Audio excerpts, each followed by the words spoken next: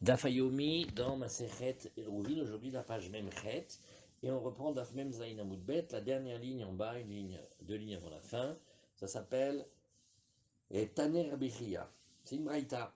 Cherem Sheben Tromé Shabbat. Alors qu'est-ce que c'est l'histoire?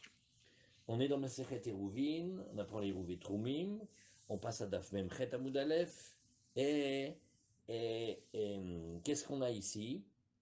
On a une ville, enfin un village avec un village. Chacun a sa petite banlieue sabbatique habituelle de 2000 amot. Maintenant, au milieu des 2000 amot, quand elles se rencontrent, là-bas, il y a ce qu'on appelle un vivier, c'est-à-dire un endroit où on fait pousser les poissons. Et donc maintenant, ce plan d'eau-là, il est un petit peu dans la première banlieue sabbatique, un petit peu dans la deuxième. Bref, il est au milieu. Alors, qu'est-ce qu'il faut dire ici? Taner Rabbi Chia. Ah bah, ça y est, maintenant il marche l'ordinateur, mais quel.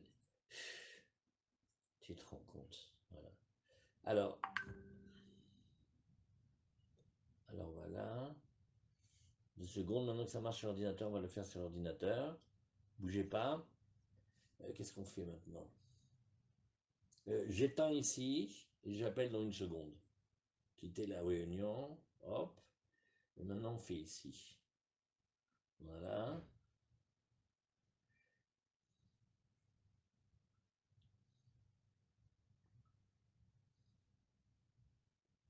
On va se brancher ce relou là. Voilà. Très bien. Maintenant on rallume. Shavuatov. Voilà, très bien. Allez, maintenant on repart. Donc on a repris Daf Memchet et on a ce vivier, ce plan d'eau là où il y a des poissons des fois, et il se trouve entre les deux troumim. Alors, qu'est-ce qu'il dit ici? Taner Rabbi Chia, Cherem, sheben troum et Shabbat, tsarich mechitza shel barzel lafsiko. Il va falloir une barrière en fer pour faire séparation au milieu. Ça veut dire là où finit les 2000, on met une plaque de fer et il faut. Sauf que quoi? Mechayer Chale Rabbi Yosef Rabbi Hanina. Il se moque, Rabbi Yosef Rabbi Hanina, il rigole. Et il y a un truc drôle dans cet enseignement qu'on pourrait se moquer.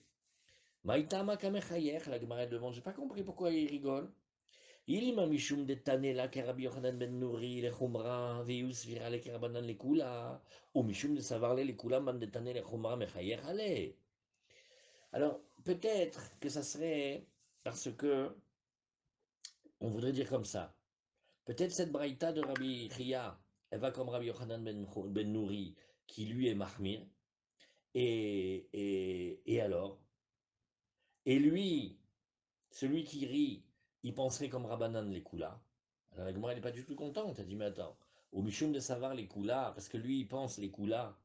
Alors lui, il pense dans le sens de la facilité. Man detane les Choma mechayer, allez, celui qui est Mahmir, on se moque de lui. Non, c'est pas joli de faire ça. C'est pas derrière de Chacham.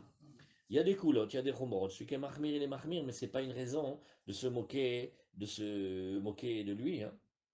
Et la mishum de Tanya, neharot amoshrim, umayanot anovim, arehen keragle kol adam. Alors, dit la Gemara, ah, je sais, peut-être, tu sais à cause de quoi ça vient, qui s'est moqué? Parce qu'en fait, c'est une braïta qu'on a déjà vu un peu plus haut. C'est que les fleuves qui coulent et les sources qui jaillissent, on va les regarder comme un endroit que celui qui se trouve là-bas, celui qui prend, l'eau, elle a le même statut que lui. Toi, tu as 2000 amotes au nord, eh ben les eaux, elles ont 2000 amotes au nord. Toi, tu as étendu un petit peu plus tes amotes parce que tu as bloqué le sud et tu as augmenté le nord. Eh ben, elles vont d'après toi. Alors la Gemara dit, mais c'était pas la peine de se moquer, parce que peut-être que ce vivier-là, c'était ni un fleuve qui coule, ni une source qui jaillit. Peut-être Vedilma Bemekunasim, peut-être que c'était des eaux qui étaient des eaux stagnantes, auquel cas il avait raison de mettre la Mechitza. Ela mishum de katane tsarir meritza shel barzel afsiko. D'où il arrive? Il arrive parce que il a dit, tu sais, il faut mettre une barrière de fer au milieu de la piscine. C'est sur ça qu'il arrive. Umaishana kanim delo dail baumaya, shel barzel nami il baumaya. Alors la Gemara nous dit, en quoi il arrive? Il a dit, j'ai pas compris, pourquoi tu mettrais pas une barrière en bambou? Il dit parce que les barrières en bambou, qu'est-ce qu'il y a? Il y a l'eau qui passe entre les bambous. Il dit mais la barrière en fer, pareil, il y a l'eau qui passe par en dessous de la barrière, donc tu n'as rien gagné du tout. Ouais. Vedilma tsarir ven lo takana kamar. La Gemara dit non. Enfin, on ne peut pas se moquer non plus. Peut-être que ce que le Tagna il a voulu dire, c'est que c'est ce qu'il faudrait faire. C'est vrai que c'est dur à réaliser, on n'arrive pas à le réaliser, mais c'est ce qu'il faudrait faire. Donc c'est pas non plus une raison de se moquer. Bref, toute la Gemara qu'on est en train de regarder, c'est comment ça se fait que Rabbi Yosef Rabbi Hanina, il a ri de l'enseignement de Rabbi Chia.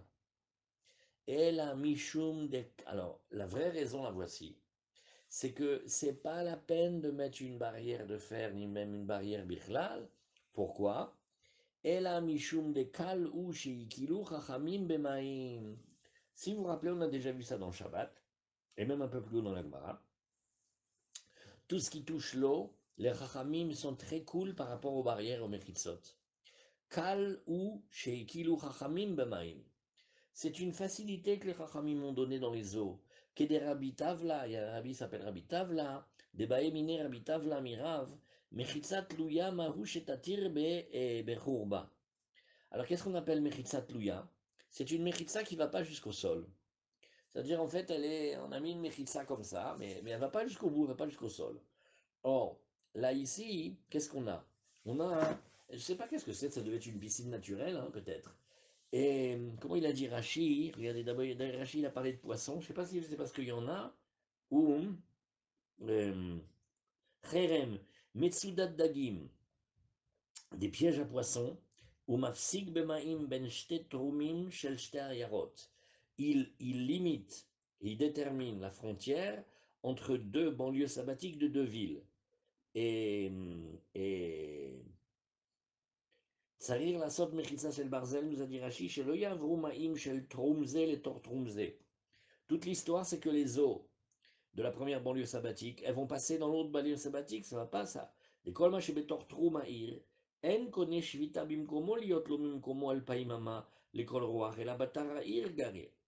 On ne dit pas que cette eau-là, elle gagne 2000 amotes, non. On dit que cette eau-là, elle fait partie de la ville, et la ville, elle s'arrête dans sa banlieue sabbatique aux 2000 amotes. Donc maintenant, il y a de l'eau qui passe. Voilà pourquoi Abichia, il a dit qu'il faut faire une barrière. Et on a vu dans la Gemara que Rabbi Yosef Rabbi Hanina, il a rigolé, il a fait, il faut mettre une barrière. Alors on peut rigoler de plusieurs manières. À chaque fois, la Gemara, elle bloque. Si la rigolade, c'est parce que le Rabbi Yosef Rabbi Hanina, il est Mekel, et que Rabbi Chiel est Mahmir, c'est pas une raison quand on trouve quelqu'un de Mahmir de se moquer de lui. Hein. Ça donne envie, mais on n'est pas obligé de se moquer de lui. Mais peut-être c'est parce que, alors, peut-être c'était parce que on avait déjà enseigné que les eaux, oui, eh bien, elles sont kéraglées quoi la dame. Oui, les eaux qui courent, mais pas les eaux stagnantes. Peut-être celle-là, les eaux stagnantes. Alors la Gemara nous dit, regarde, c'est parce que c'est une coula. Et la coula, elle est on a donné une permission de Mechitzat Louya, Chazak. Et qu'est-ce que c'est Mechitzat Louya? C'est une Mechitza qui ne va pas jusqu'au bout du sol. Elle ne touche pas le sol. Alors d'habitude, on n'accepte pas, mais quand c'est pour puiser de l'eau, quand c'est pour avoir de l'eau, alors on a permis. Chazak ou Barour. Voilà. Très bien. Après, on dit Vechachamim omrim, enlo ela arba amot. Alors, qu'est-ce que c'est Vechachamim omrim, enlo ela arba amot? Ça, il faut revenir au tout début de la Mishnah, parce que c'est une longue Mishnah qu'on a vue d'Afmeme.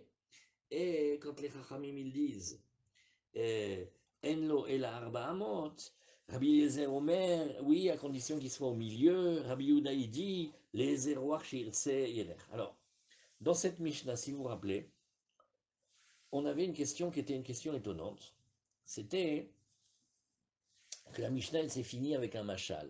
Oui, tu comprends, c'est comme la parabole de trois cours, et les trois cours, elles donnent sur le Réchut Arabim, mais elles ont fait rouvre entre elles. Alors on va prendre une habitude, on va dire, il y a la cour extérieure, la cour numéro 1, enfin extérieure, c'est le plus à gauche.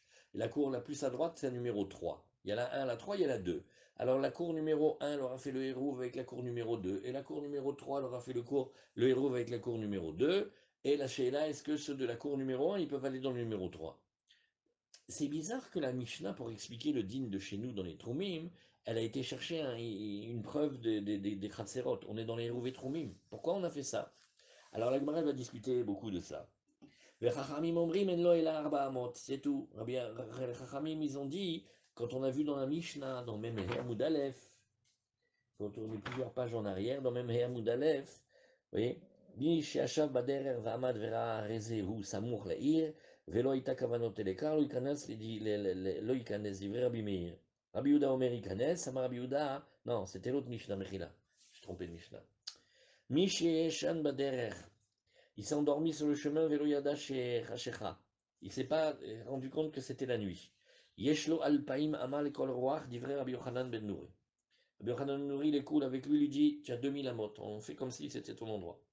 Ah, il dormait, c'est pas grave. Chachamim omrim, en lo ela arba amot. Chachamim disent non. Du moment qu'il n'était pas réveillé au moment de l'entrée de Shabbat, il n'a que 4 amot.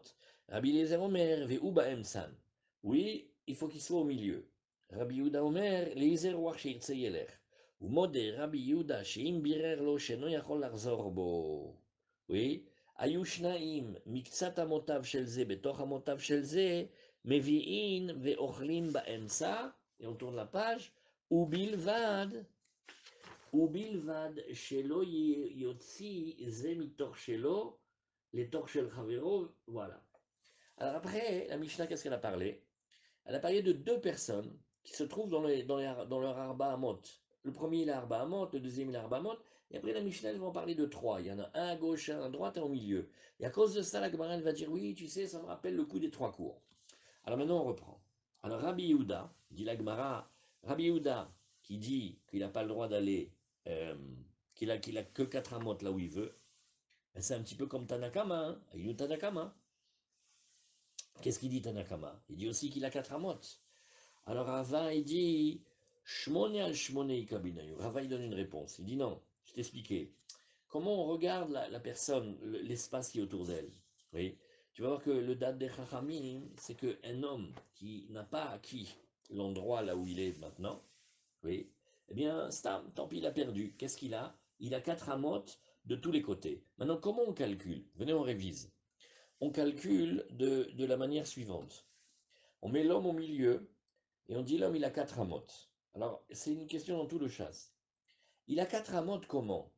2 à droite et 2 à gauche, ça lui fait 4 amotes, ou il a 4 amotes à gauche et 4 amotes à droite, ça lui fait 8 amotes. Après, il y a une question pour les champions. Est-ce qu'on lui fait un rond autour de lui, ou est-ce qu'on lui fait un carré autour de lui? Auquel cas, si on lui fait un carré, il gagne dans les diagonales. Eh oui, si c'était un rond, il aurait 2 amotes ou 4 amotes tout le autour de lui. Alors maintenant, toute l'histoire, elle est comme ça. On va avoir des gens, il y en a un, deux et trois, mais chacun, leur cercle ou leur carré, ils rentrent les uns dans les autres. Donc ils ont des parties communes. Alors Tanya Nami Achi, Yeshlo Shmone al Shmone divrei Rabbi Meir. D'après Rabbi Meir, il a 8 amotes, 8 sur 8. Donc on dirait un carré. Donc il gagne les diagonales, stam en passant. La marava marloket, la l'air. Tout ça, ces histoires, c'est qu'un homme, une fois qu'il est dehors, il ne peut plus aller. Avaler tel. Mais si c'était pour porter, divrakol, arba amot, intfelo. Si c'est pour porter, c'est très différent. Pour porter, non, on lui donne que les 4 amotes, pas plus.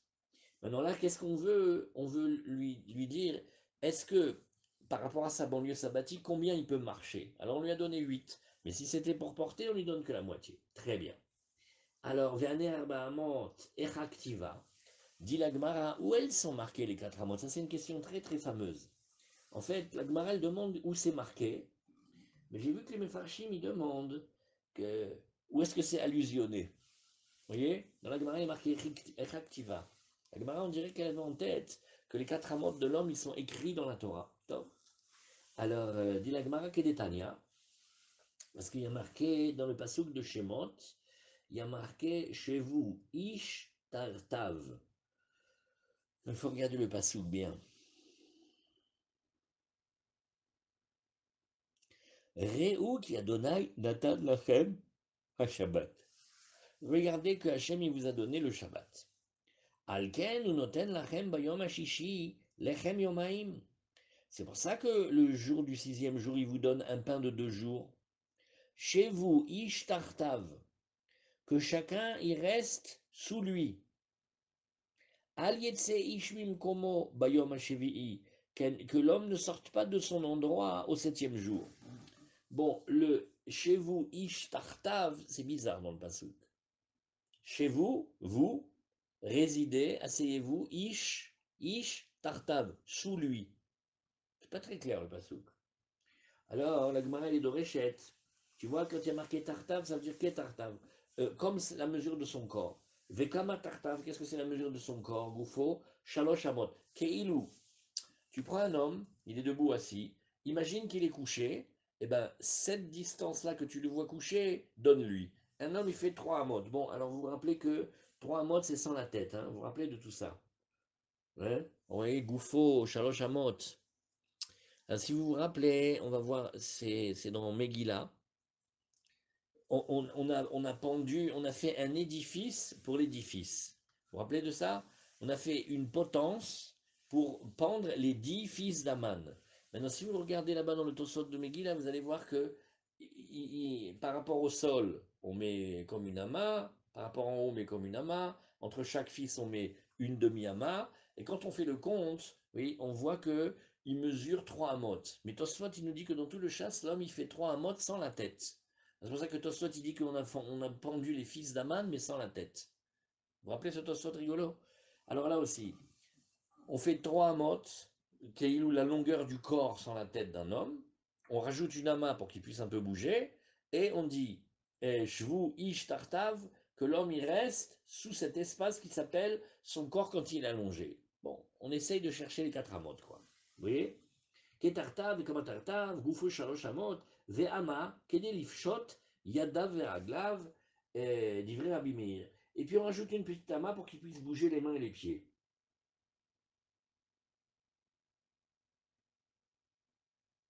Incompréhensible cette Gemara. La Gemara, elle sait qu'il faut 4 amotes.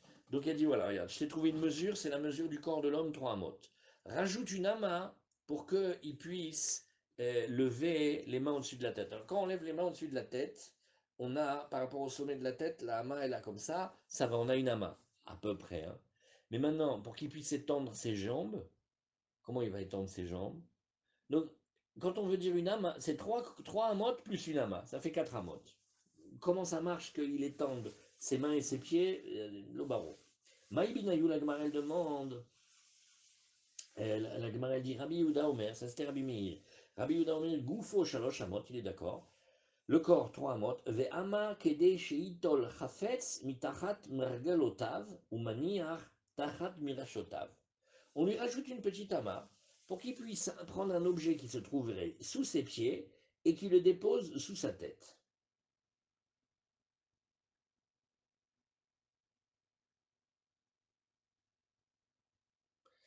Gamken Lobaro, ça veut dire un peu plus, quoi, qu'il soit à l'aise. Alors demande la Gemara à Maïbinayu. Les deux mesures, elles ont l'air très proches. Hein. Quelle différence il y a entre les deux Maïbinayu? Ikabinayu, Arba Mot Metsum Samot. Est-ce qu'on va demander des 4 amotes mais un peu larges? Oui. Ou, ou est-ce qu'on va demander 4 amotes plus larges? Serrées ou larges? Alors, Amar le Rav Meshach Shialebere qui a gilt le kameh de Rav Papa. Alors, Rav Mesharchia, il dit à son fils, je sais que tu vas aller lernen chez Rav Papa. Alors, Baémine, fais-moi plaisir. Pose-lui la colle suivante. Arba amot shamru, be'amadideya ivenanle, o be'ama shel kodesh ivanle. Est-ce qu'on va donner une mesure selon son corps à lui, ou est-ce qu'on va donner la mesure classique du maître étalon qu'on a vu au Beth Amikdash avec la hama du Kodesh? Comme vous vous rappelez au début de la Gemara, on a vu que c'est des hamot de shit, de sid fahim, moyenne, etc. Alors il fait comme ça, il fait un pile-poule. Regardez, si vous envoyez quelqu'un poser une question à un rave, et vous lui dites, regarde, tu vas poser la question au rave comme ça. S'il te répond comme ça, pose-lui la deuxième question. Et s'il te répond comme ça, pose-lui la troisième question. Et lui, il a construit tout un système en envoyant son fils pour aller interroger le maître. Alors, il lui dit comme ça. Quand tu vas aller chez Rav Papa, pose-lui la colle suivante. Les Arba, dont on a parlé, c'est la motte de lui, on mesure par rapport à son corps à lui, soit grand que soit petit. Oh, Be'ama shel Kodesh Eivenan, ou une mesure standard de la Hama, qui correspond à une Hama de Sid Fahim moyen. Im Amar Lecha, Amot shel Kodesh Eivanle, pose-lui la question suivante. Si te répond, si te répond que c'est selon les Hamot de chacun, on a la réponse. Si te répond que c'est selon les Hamot du Kodesh, demande-lui, pose-lui la colle suivante. Og Melech Abashan, Mate Alav. Alors, Og Melech Habashan, quelle mesure hostile? Og Melech Habashan, on a déjà vu dans Rashi, c'est une manière de parler de quelqu'un de très très grand. Mamash un géant. Et si il te répond que Ogmeler Rabachan, l'homme très grand, il faut adapter la hama à sa taille, alors pose-lui la question suivante. Maïta malokatane là, alors comment ça se fait qu'on n'aurait pas enseigné dans Gabé Yesh Amru Akol Lefi Mashu Adam? Voilà, on a une Mishnah dans Masechet Ohalot, non, dans Masechet Kelim, et là-bas on dit, on parle de certains dynim, et on dit, regarde, là-bas, tout dépend de la taille de l'homme. Pourquoi on n'aurait pas enseigné d'après ça cette Mishnah là-bas? Donc en fait, il est en train de poser des questions à Pilpoul. Ça ressemble à blague en yiddish, là, les deux qui sont dans le train. Vous allez où? Vous allez à Minsk, mais si vous dites que vous allez à Minsk, c'est pour que je pense que vous alliez à Telz. Mais si, vous voyez, jusqu'à la fin, en fait, il s'est inventé toute une histoire, mais l'autre, il n'a rien dit. Là aussi, c'est pareil. Il dit, quand tu veux lui poser, pose lui les questions sur les Yamot, et s'il te répond comme ça et comme ça, demande-lui pourquoi c'est pas marqué dans la Mishnah.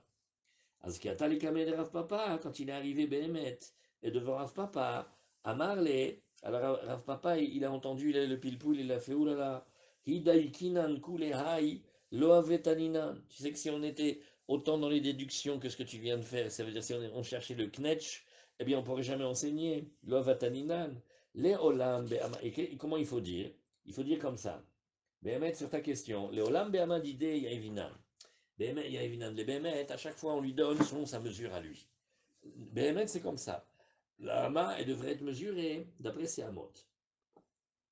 Ah, tu as posé une kushia. Ou des kakashia, les Hamaïtama lokatane, et Gabe Yeshamru, de l'opsikale. Mishum deika nanas be'evarav. Alors, tu as posé la question, tu as dit, mais il y a une Mishnah qui parle de tous les cas répertoriés où, au lieu d'aller d'après les Hamot standards du Beth Amikdash, on va d'après la taille réelle du corps de l'homme. Pourquoi on ne l'a pas enseigné là-bas? Il dit, on n'a pas voulu l'enseigner là-bas, c'est exprès. Parce qu'on on voulait laisser ouvert un cas, on ne voulait pas l'enseigner. Parce que si on avait enseigné, on aurait cru que c'est dans tous les cas, mais c'est faux. Il y a le cas du nain, pas du Lilliputien, le nain. Le nain, il est une créature difforme, le pauvre. Parce qu'en général, il a un tronc à peu près normal, mais il a des bras et des pieds raccourcis. Donc il a comme le corps d'un homme adulte. C'est pas un Lilliputien qu'il est petit en raprécie. Non, non, c'est un nain. Et si on lui donnait la taille de ses hamotes, c'est pas sympa. Parce que lui, sa banlieue sabbatique, il a un corps normal et des toutes petites mains et des tout petits pieds. Donc tu lui donnes des petites jambes. Donc tu lui ferais des demi-lamottes trop courtes pour lui. Comme on n'a pas voulu pénaliser le nain, hein, alors on l'a pas enseigné là-bas dans la Mishnah.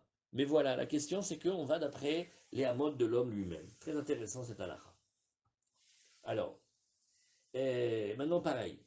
Qu'est-ce qu'on fait? On reprend la fin de la Mishnah et on est en train de parler de. Il y a un homme, il a ses deux amot, il a ses quatre amot. Il y a un autre, il a ses quatre amot. Il y a un autre, il a ses quatre amot. Alors qu'est-ce qu'on a enseigné ici? Oui. euh, vous avez remarqué, on ne parle plus du Troum Shabbat là. On parle de. Il y a un homme, il a son espace vital autour de lui. Il y en a un deuxième, il a son espace vital autour de lui, enfin son espace à lui. Et le troisième, on le compte en carré, on le compte en amot. Alors, l'amalé les mimar les madavar domé. Elle est canon cette question. On a trois personnes. Et on veut savoir quand leur espace s'interpénètre. Alors, au lieu de répondre à la question et de nous dire qu'est-ce que c'est la halakha, on dit, tu sais, ça me fait penser au coup des trois cours qu'ont des maisons. Toutes ces cours, elles donnent sur les Réchut Arabim, mais tu as la cour numéro un qui contient au moins deux maisons, la cour numéro 2 pareil, la cour numéro 3 et on va faire un système. Est-ce qu'elles ont fait Irouvé Khatserot, enfin Chitoufé Mavot, entre un et 2 et 2 et 3 et un et 3 tu vois qu'elles n'ont pas fait. C'est pas compliqué déjà comme question quand tu as trois hommes pour savoir comment on réagit avec leur espace, que tu me dis, ça me fait penser au coup des cours. Ce que la camarade demande. Il dit, l'amalé les mémar les davar domé. Qu'est-ce qu'on a eu besoin de faire cette comparaison? Arika amar lehu, alors la Gemara va commencer. Voilà comment il a voulu lui dire Rabbi Shimon de Rabbanan. Mirde les davar domé, en fait. Quel digne on connaît déjà pour pouvoir. Hein? Une petite perplexité. Pourquoi dans des tas d'autres cas, on dit on ne tient pas compte des exceptions, des extrêmes ou des choses comme ça? Pourquoi il y a des halakhot qui Ah, c'est sont une pour bonne question. C'est une pour bonne la question. moyenne. Ken, c'est une bonne question. Pourquoi est-ce que là, on commence à rentrer dans le détail des nains, des géants, des... On raconte que le Chazon Ish et le Rav Moshe Feinstein, ils avaient la même attitude. C'est vrai, hein, il paraît que c'est vrai, on a vérifié. Ils avaient un pied à coulisses. Chaque fois que quelqu'un venait poser une question, leur demandait, monsieur, est-ce que je peux vous demander quelque chose? Si ça vous dérange, ne faites pas. Est-ce que je peux me mesurer votre pouce? Et ils mesuraient les pouces des gens, et ils faisaient des cahiers avec des notes, et ils recalculaient la taille du pouce, la taille du téphar, et la taille de la hama. Parce que la taille de la hama d'aujourd'hui ne correspond pas. Et ils essayaient de refaire. La Torah, quand elle te dit des fois Esrim Shekel, Gera, la Torah elle a parlé des mesures. Alors ces mesures-là, elles doivent être des mesures. Quand on parle du Révi'i, de toutes les mesures de volume, mais là, la Torah elle a utilisé un terme humain. Elle a dit c'est une coudée. Ok, donc ça veut dire je prends mes coudées à moi et j'en fais 2000. Ah non, non, non, c'est les coudées du Mikdash, on les a appris au début. Sitfachim, Benoniot. Allez, puisque c'est des distances que l'homme il va parcourir pour le trône de Shabbat, ça serait logique quand même de faire d'après lui. Tu vois, c'est à cause de ça qu'ils ont réfléchi. C'est pas une mesure imposée évidente. Aressachakol, c'est un homme qui va sortir de son endroit. Tu verras que les psukim, c'est Alietse Ish Mimekomo, Ish Tartav. Donc, ils ont vu dans le Pasuk que Béhémet, ça correspondait à sa mesure à lui. Sauf que, il faut savoir qu'est-ce qu'on va faire avec Ogmeler Rabachan. Tu trouves un juif qui fait 2,50 m, qu'est-ce que tu fais avec lui? Et tu trouves le Lilliputien, et tu trouves le nain. C'est pour ça que Bedafka ici, on a plus insisté sur le côté de la mesure personnelle de l'homme. Alors on y va. Et, euh, euh, la malele memar, le madavar domé. אחי כאמר לי הוא רבי שמעון לרבנן מירדי, למה הדבר דומה? לשלוש חצרות הפתוחות זו לזו ופתוחות לרשות הרבים. Oui, Maïshana atam de paglitu ou Maïshana acha de lo paglitu. Alors, le machal, il vient en fait illustrer une question. Il dit, c'est étonnant, hein, parce que le concept, on le comprend. On a trois domaines, et ces trois domaines, ils sont contigus. Et on peut réfléchir, qu'est-ce qui se passe entre le domaine intermédiaire vis-à-vis des domaines extérieurs et les domaines extérieurs entre eux. Comment ça se fait qu'on a vu une marloquette dans, le, dans la Mishnah avec l'homme, et par contre dans la cour on n'a pas vu de marloquette, hein. Tout le monde est d'accord que 1 et 3 ils ne font pas. Alors, l'Ichora, l'intermédiaire, il pourrait avoir le droit de se servir de celui de gauche et de celui de droite. Pourquoi il y a une différence? Alors, la Gemara, elle va dire, regarde, Rabbanan, tu sais qu'est-ce qu'il pense? Atam avshe diurim, achalo avshe diurim. Et quand on a les trois hommes, comme il n'y a pas beaucoup de monde, oui, eh bien, chacun, celui qui est à gauche, vis-à-vis de celui qui est à l'extrême droite, il peut faire attention. Mais quand on est dans des cours, et dans des cours, il y a des maisons, il y a des gens, c'est très difficile c'est très difficile de les tenir et c'est très difficile de les contrôler. Donc, moralité, d'après ça, c'est mieux quand il n'y a pas beaucoup de gens, et quand il y a beaucoup de gens, il faut être marmire.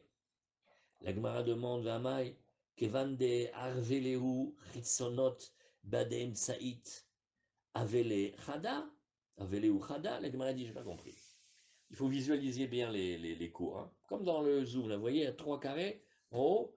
Prenez le carré du milieu, c'est la cour du milieu, et les deux, c'est les cours extérieurs. Alors on dit, ben, attends, la cour numéro 1, elle a fait Hérouve avec la cour numéro 2. La cour numéro 3, elle a fait Hérouve avec la cour numéro 2. Pourquoi tu dirais pas que c'est une seule et même cour? 1, 2, 3, c'est devenu une même cour, ils peuvent porter comme ils veulent. Amaraviuda, non, kegon, chez Natna Emsaït, Iruva Bazou, Veiruva Bazou. Il faut dire que la cour du milieu, elle a déposé ses deux petits pains, ses matzot, dans la cour numéro 1 et aussi dans la cour numéro 2. Et alors, qu'est-ce que ça fait? Une fois, elle a été à gauche, une fois, elle a été à droite. Donc en fait, celle du milieu, elle habite comme si elle habitait dans numéro 1 et numéro 3. Mais je ne peux pas dire que numéro 1 et numéro 3, ils habitent dans numéro 2. C'est ça qui manque. Et Rav Shechet Amar, non, je ne suis pas très d'accord. Afilu Temash Natnu Eruve Ba'em Saït, même si le pain, il avait mis dans la cour du milieu, oui, Kegon She Natnuhu, il faudra dire, et on tourne la page, kegon shenatnuhu beshne batim. Non, parce qu'ils l'ont pas mis dans une seule et même maison, ils l'ont mis dans deux maisons. Et Keman et ça ira d'après Bet Shammai. Keman ke Bet Shammai de Tanya, Hamisha shegavu et Eruvan. Quand il y a 5 personnes qui habitent et, et ils ont encaissé, c'est-à-dire ils ont collecté le pain, leur érouve, oui, venatnu beshne kelim, et ils l'ont mis dans deux paniers différents. Bet Shammai omrim, en iruv, ben Hillel omrim, iruv, iruv. D'accord, on va d'après Bet Hillel, et d'après Bet Hillel, c'est bon. D'après Bet Shammai, il faut mamash s'unir. Pour Bet Shammai, c'est l'union, vraiment. Il faut s'unir, il faut qu'on soit comme si on était tous dans une même cour, tous dans une même maison, et donc tous soient mis dans le même panier, dans la même maison. Bon, alors la Gemara, elle dit, d'accord, mais Afilutema Bet Hillel, je peux dire quand même que nous allons ici d'après Bet Hillel. Atkan lokam rebeti lelatam, et là, beshne kelim bebayit echad. Nachon, là-bas, Bet Hillel, il parlait de deux paniers, mais c'était quand même dans une maison. Aval beshne batim lo, mais si ils ont mis les gens de la cour dans deux maisons différentes, ça veut quand même dire quelque chose quand ils mettent dans des maisons différentes. C'est pas très rouvique comme ça, c'est pas très on est ensemble. Azamar, les Rava Chaber et les Rava via les Ravashi. Les Rav Yehuda Kashia, les Rav Shechet Kashia. Ouais, parce que. Pourquoi c'est Kashia Bemet? Qu'est-ce qu'ils disent ici?